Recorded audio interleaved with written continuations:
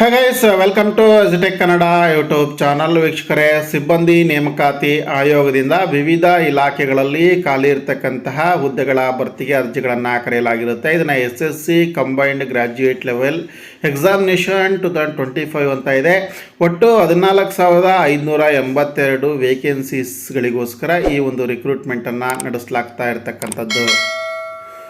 So ಈಗಾಗಲೇ ಅದರ ರಿಕ್ರೂಟ್ಮೆಂಟ್ಗೆ ಸಂಬಂಧಪಟ್ಟಂಥ ಎಲ್ಲ ಮಾಹಿತಿಯನ್ನು ಕೊಟ್ಟಿದ್ದೇನೆ. ಸೊ ಆಸಕ್ತ ಅಭ್ಯರ್ಥಿಗಳು ಆ ಮಾಹಿತಿಯನ್ನು ಪಡಿಬೋದು. 14,582 ಹುದ್ದೆಗಳಿಗೆ ಯಾವುದೇ ಪದವಿಯನ್ನು ಮುಗಿಸಿರ್ತಕ್ಕಂಥವರು ಅರ್ಜಿಯನ್ನು ಸಲ್ಲಿಸಬಹುದಾಗಿರುತ್ತೆ. ಸೊ ಅದರ ರಿಕ್ರೂಟ್ಮೆಂಟ್ಗೆ ಎಕ್ಸಾಮಿನೇಷನನ್ನು ಕಂಡಕ್ಟ್ ಮಾಡಲಾಗುತ್ತೆ. ಸೊ ಆ ಎಕ್ಸಾಮಿನೇಷನ್ ಪ್ಯಾಟರ್ನ್ ಹೇಗಿರುತ್ತೆ, ಸೆಲೆಕ್ಷನ್ ಹೇಗಿರುತ್ತೆ, ಸಿಲೆಬಸ್ ಹೇಗಿರುತ್ತೆ, ಅದರ ಕಂಪ್ಲೀಟ್ ಮಾಹಿತಿಯನ್ನು ಪರಿಚಯ ಮಾಡ್ತೇನೆ. ಸೊ ಈ ಒಂದು ಹುದ್ದೆಗಳ ನೇಮಕಾತಿಗೆ ಸಂಬಂಧಪಟ್ಟಂತೆ ಬೇಸಿಕ್ ಡೀಟೇಲ್ಸ್ಗೆ ನಿಮಗೆ ಅವಶ್ಯಕತೆ ಇತ್ತು ಅಂದರೆ ಈ ವಿಡಿಯೋದ ಡಿಸ್ಕ್ರಿಪ್ಷನ್ ಬಾಕ್ಸಲ್ಲಿ ಅದರ ಬೇಸಿಕ್ ಡೀಟೇಲ್ಸ್ಗೆ ಸಂಬಂಧಪಟ್ಟಿರ್ತಕ್ಕಂಥ ಒಂದು ಲಿಂಕ್ ಇದೆ, ನೀವು ಚೆಕ್ ಮಾಡ್ಬೋದು. ಈ ಪ್ರಸ್ತುತ ವಿಡಿಯೋದಲ್ಲಿ ನಾನು ಸೆಲೆಕ್ಷನ್ ಪ್ರೋಸೆಸ್ ಮುಂತಾದ ಮಾಹಿತಿಯನ್ನು ಚರ್ಚೆ ಮಾಡ್ತೇನೆ. ವಿಡಿಯೋವನ್ನು ಸ್ಟಾರ್ಟ್ ಮಾಡೋದಕ್ಕಿಂತ ಮುಂಚೆ ನೀವಿನ್ನೂ ಕೂಡ ನಮ್ಮ ಚಾನಲ್ಗೆ ಸಬ್ಸ್ಕ್ರೈಬ್ ಮಾಡಿಲ್ಲ ಅಂದರೆ ಕೂಡಲೇ ಸಬ್ಸ್ಕ್ರೈಬ್ ಮಾಡ್ಕೊಳ್ಳಿ. ಬೆಲ್ ಐಕಾನ್ ಕ್ಲಿಕ್ ಮಾಡುವ ಮೂಲಕ ಮುಂದೆ ಅಪ್ಲೋಡ್ ಮಾಡ್ತಕ್ಕಂಥ ಎಲ್ಲ ವಿಡಿಯೋಗಳ ನೋಟಿಫಿಕೇಷನನ್ನು ಪಡೆದುಕೊಳ್ಳಿ.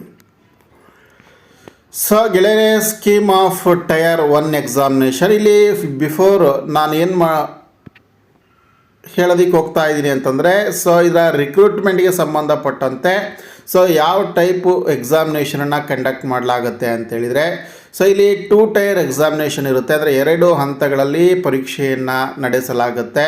ಸೊ ಆ ಪರೀಕ್ಷೆಯಲ್ಲಿ ತಾವು ಪಡೆದಿರುವಂಥ ಅಂಕಗಳ ಆಧಾರದ ಮೇಲೆ ನೇಮಕಾತಿಯನ್ನು ಮಾಡಿಕೊಳ್ತಕ್ಕಂಥದ್ದು. ಸೊ ಟೈರ್ 1 ಎಕ್ಸಾಮಿನೇಷನ್ ಇದು ಆನ್ಲೈನ್ ಎಕ್ಸಾಮಿನೇಷನ್ ಇರುತ್ತೆ.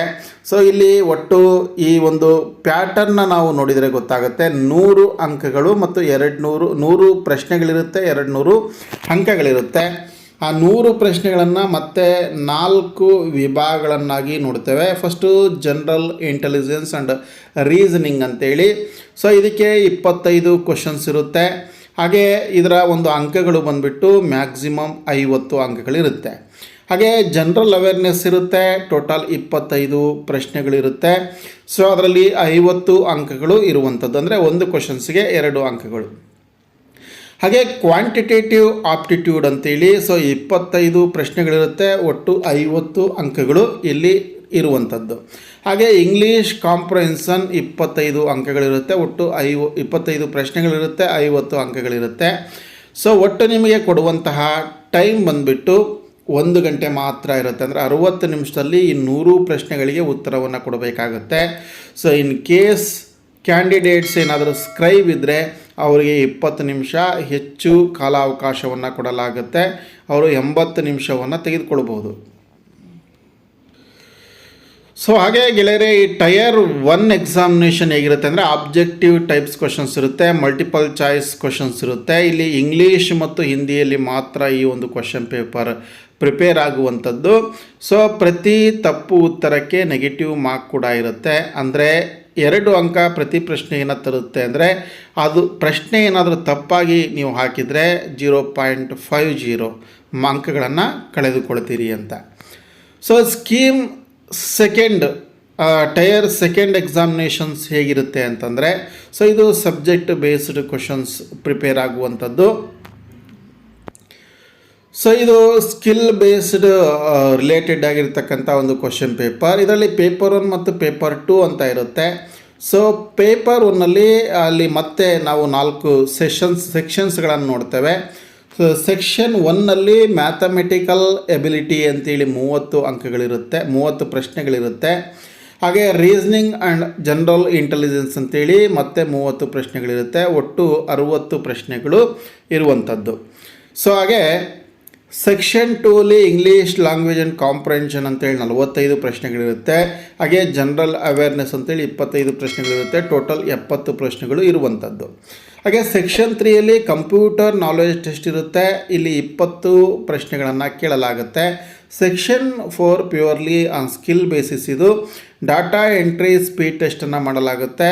ಸೊ ಇದಕ್ಕೆ 1 ಡಾಟಾ ಎಂಟ್ರಿ ಟಾಸ್ಕ್ ಅಂತ ಕರಿತೀವಿ. ಹಾಗೆ ಪೇಪರ್ 2 ಸ್ಟ್ಯಾಟಿಸ್ಟಿಕ್ಸ್ ಇರುತ್ತೆ, 100 ಅಂಕಗಳ ಒಂದು ಪ್ರಶ್ನೆ ಪತ್ರಿಕೆ ಇದು. ಸೊ ಪೇಪರ್ 1 ಮತ್ತು ಪೇಪರ್ 2 ಇಂಪಾರ್ಟೆಂಟು. ಬಟ್ ಇಲ್ಲಿ ಎಲ್ಲ ಎನಿ ಡಿಗ್ರಿಯನ್ನು ಮುಗಿಸಿರ್ತಕ್ಕಂಥವ್ರು ಅಥವಾ BA ಮುಗಿಸಿರ್ತಕ್ಕಂಥವ್ರು ಹೆದರುವಂಥ ಅವಶ್ಯಕತೆ ಇಲ್ಲ. ಈ ಪೇಪರ್ 2 ಎಲ್ಲರಿಗೂ ಕೂಡ ಮ್ಯಾಂಡೇಟ್ರಿ ಅಲ್ಲ. ಪೇಪರ್ 2 ಕೆಲವರಿಗೆ ಮಾತ್ರ ನಿಗದಿಪಡಿಸಲಾಗಿರ್ತಕ್ಕಂಥದ್ದು. ಪೇಪರ್ 1 ಇದೆಯಲ್ಲ, ಅದು ಎಲ್ಲ ಅಭ್ಯರ್ಥಿಗಳಿಗೆ ಕಂಪಲ್ಸರಿ ಮತ್ತು ಮ್ಯಾಂಡೇಟ್ರಿ ಆಗಿರುತ್ತೆ. ಆದರೆ ಪೇಪರ್ 2 ಏನಿರುತ್ತಲ್ಲ, ಯಾರು ಜೂನಿಯರ್ ಸ್ಟ್ಯಾಟಿಸ್ಟಿಕಲ್ ಆಫೀಸರ್ ಅಪ್ಲಿಕೇಶನ್ ಹಾಕಿರ್ತಾರೋ ಅಥವಾ ಸ್ಟ್ಯಾಟಿಸ್ಟಿಕಲ್ ಇನ್ವೆಸ್ಟಿಗೇಟರ್ ಗ್ರೇಡ್ 2 ಪೋಸ್ಟಿಗೆ ಅಪ್ಲೈ ಮಾಡ್ತಾರೋ ಅವರಿಗೆ ಮಾತ್ರ ಈ ಪೇಪರ್ 2 ಕಂಪಲ್ಸರಿ ಇರುತ್ತೆ. ಇನ್ನು ಬೇರೆ ಡಿಗ್ರಿಯನ್ನು ಮುಗಿಸಿರ್ತಕ್ಕಂಥವ್ರಿಗೆ ಪೇಪರ್ 1 ಮಾತ್ರ ಕಂಪಲ್ಸರಿ ಆಗಿರುತ್ತೆ. ಹಾಗಾಗಿ ಈ ಪೇಪರ್ 2 ಎಲ್ಲರಿಗೂ ಕೂಡ ಕಂಪಲ್ಸರಿ ಅಲ್ಲ, ಕೆಲವು ಅಭ್ಯರ್ಥಿಗಳಿಗೆ. ಸೊ ಜೂನಿಯರ್ ಸ್ಟ್ಯಾಟಿಸ್ಟಿಕಲ್ ಆಫೀಸರ್ ಅಂತ ಹುದ್ದೆ, ಆ ಹುದ್ದೆಗೆ ಅಪ್ಲೈ ಮಾಡಿರ್ತಕ್ಕಂಥವ್ರಿಗೆ, ಹಾಗೆ ಸ್ಟ್ಯಾಟಿಸ್ಟಿಕಲ್ ಇನ್ವೆಸ್ಟಿಗೇಟರ್ ಗ್ರೇಡ್ 2 ಅಪ್ಲೈ ಮಾಡಿರ್ತಕ್ಕಂಥವ್ರಿಗೆ ಮಾತ್ರ ಈ ಒಂದು ಪೇಪರ್ 2 ಟೆಸ್ಟನ್ನು ನಡೆಸಲಾಗುತ್ತೆ. ಸೊ ಇಲ್ಲಿ ಟೈರ್ 1 ಎಕ್ಸಾಮಿನೇಷನ್ಗೆ ಏನೇನು ಸಿಲೆಬಸ್ ಇರುತ್ತೆ ಅನ್ನುವಂಥದ್ದನ್ನು ನೋಡಿದ್ರೆ, ಜನರಲ್ ಇಂಟೆಲಿಜೆನ್ಸ್ ಆ್ಯಂಡ್ ರೀಸನಿಂಗಿಗೆ ಸಂಬಂಧಪಟ್ಟಂತೆ verbal and non verbal type test ಇರುತ್ತೆ. ಹಾಗೆ ಅನಾಲೋಜಿಸ್ ಟೆಸ್ಟ್ ಇರುತ್ತೆ, ಸಿಮಿಲಾರಿಟೀಸ್ ಆ್ಯಂಡ್ ಡಿಫ್ರೆನ್ಸಸ್ ಇರುತ್ತೆ, space visualisation, spatial orientation, problem solving, analysis, judgement, decision making, visual memory, discrimination, observation, relationship, concepts, arithmetical reasoning and figural classification, arithmetic number series, non verbal series, coding and decoding, statement conclusion, analogistic reasoning. So ಹಾಗೆ ಇನ್ನಿತರ ಒಂದು related ಆಗಿರತಕ್ಕಂತಹ ಒಂದು ರೀಸನಿಂಗಿಗೆ ಸಂಬಂಧಪಟ್ಟಂತೆ ಮತ್ತು general intelligence ಸಂಬಂಧಪಟ್ಟಂತಿರುತ್ತೆ.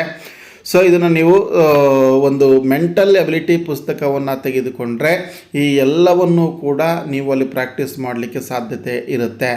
ಹಾಗೆ drawings ಇರುತ್ತೆ, Venn diagrams ಇರುತ್ತೆ, figures ಇರುತ್ತೆ, ಫೋಲ್ಡಿಂಗ್ಸ್ ಇರುತ್ತೆ, ಅನ್ಫೋಲ್ಡಿಂಗ್ಸ್ ಇರುತ್ತೆ, ಅಡ್ರೆಸ್ ಮ್ಯಾಚಿಂಗ್ ಇರುತ್ತೆ, ಡೇಟ್ ಆ್ಯಂಡ್ ಸಿಟಿ ಮ್ಯಾಚಿಂಗ್ ಇರುತ್ತೆ, classification of centre code or rule numbers ಇರುತ್ತೆ, ಸ್ಮಾಲ್ ಆ್ಯಂಡ್ ಕ್ಯಾಪಿಟಲ್ ಲೆಟರ್ಸ್ ಇರುತ್ತೆ, ನಂಬರ್ಸ್ ಕೋಡಿಂಗ್ ಇರುತ್ತೆ, ಡಿಕೋಡಿಂಗ್ ಇರುತ್ತೆ, ಎಂಬೆಡಿಂಗ್ ಇರುತ್ತೆ, ಕ್ರಿಟಿಕಲ್ ಥಿಂಕಿಂಗ್ ಇರುತ್ತೆ, ಎಮೋಷ್ನಲ್ ಇಂಟೆಲಿಜೆನ್ಸ್ ಇರುತ್ತೆ ಮತ್ತು ಸೋಷಿಯಲ್ ಇಂಟೆಲಿಜೆನ್ಸ್ ಇರುತ್ತೆ.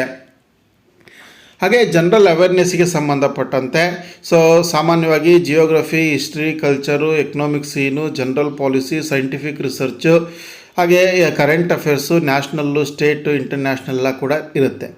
ಹಾಗೆ ಕ್ವಾಂಟಿಟೇಟಿವ್ ಆಪ್ಟಿಟ್ಯೂಡ್ಗೆ ಸಂಬಂಧಪಟ್ಟಂತೆ ಏನೇನಿರುತ್ತೆ ಅಂದರೆ numbers, percentage, ratio, proportion, square roots, average, interest, profit and loss, discount, partnership business, mixture and alligations, time and distance, time and work, basic algebraic identities of school algebra and elementary surds, graphs, triangles, ಇನ್ನಿತರ related triangle, ಆಮೇಲೆ regular polygons, circles, right ಪ್ರಿಸಮ್ಸು, right circle cones, right circular cylinder, sphere, hemispheres, rectangles, ಹಾಗೆ regular right pyramid, triangle, square base, trigonometry ratio, degree and radian measures, standard identities, complementary angles, heights, distance, histogram, frequency, polygon, bar diagram and pie chart.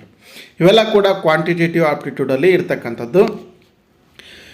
ಇನ್ನು English ಕಾಂಪ್ರಹೆನ್ಷನ್ಸು, ಒಬ್ಬ ಅಭ್ಯರ್ಥಿ ಇಂಗ್ಲೀಷ್ನಲ್ಲಿ ಕನಿಷ್ಠ ಹೊಂದಬಹುದಾಗಿರ್ತಕ್ಕಂಥ ಜ್ಞಾನಕ್ಕೆ ಸಂಬಂಧಪಟ್ಟ grammars ಇರುತ್ತೆ, ವೊಕ್ಯಾಬ್ಯುಲರೀಸ್ ಇರುತ್ತೆ, ಇನ್ನಿತರ ರಿಲೇಟೆಡ್ ಆಗಿರ್ತಕ್ಕಂಥ ಇಂಗ್ಲೀಷ್ ಲ್ಯಾಂಗ್ವೇಜ್ ಟೀಚಿಂಗ್ಸ್ ಇರುತ್ತೆ.